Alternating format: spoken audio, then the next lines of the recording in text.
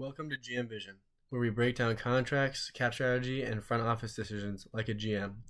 Today, we're diving into one of the most aggressive short-term deals in NFL history, TJ Watt's record-breaking 3-year, $123 million extension with the Steelers.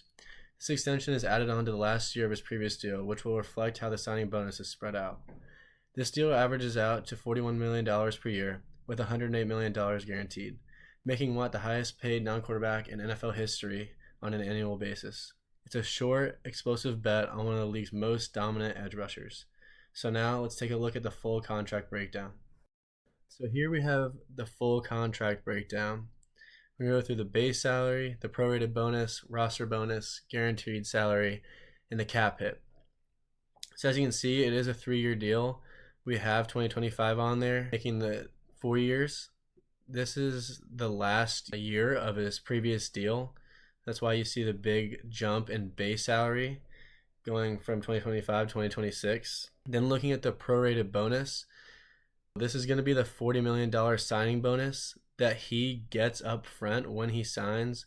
But to make it more cap friendly, they're going to spread it over or prorate it through the 4 years of his contract. That's why you see the $10 million from 2026 to 2028.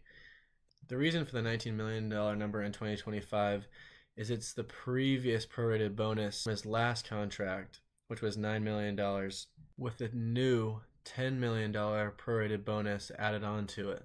So now looking at the roster bonus, you don't see anything until 2028, which is $15 million. So that basically means on the third day of the 2028 league year, if he is still on the roster, he will receive that $15 million, incentivizing him to stay with the team through the length of his contract. Looking at the guaranteed salary, it's the same as the base salary. This is basically the guaranteed amount of money that he'll make through the 17-game season, which incentivizes the Steelers to keep him on the roster. And then looking at 2028, how that kind of ties into the roster bonus.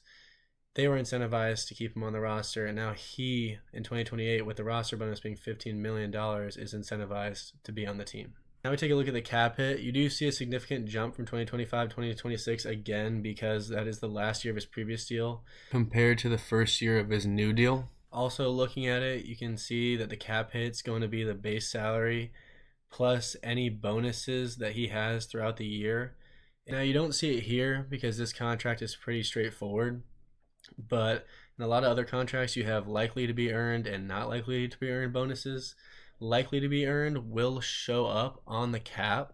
Not likely to be earned bonuses do not reflect in the cap hit, but do reflect in the total overall value of that contract. That's something we'll dig a little bit more into as we get into some of these other contracts that are a little bit more complex. We'll also start to see things like option bonuses, which are the same thing as signing bonuses, count the same against the cap.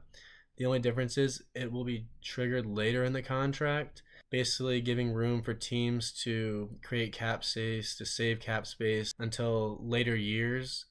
These option bonuses sometimes are not guaranteed, but most of the time for players, especially like TJ Watt, will be fully guaranteed. So at some point in the deal, he will get paid that money. But if he wants to help the team with the cap space, have a team-friendly deal, he might make the trigger dates later in the contract. After breaking down this contract, it is clear that the Steelers are in a win-now mode, securing one of the cornerstone pieces of their defense. This deal is high risk, high reward with straightforward structure. A lot of guaranteed money, which the Steelers typically don't do. But if Watt stays healthy, this deal could look like a bargain by 2027. That's all I got for you guys for today.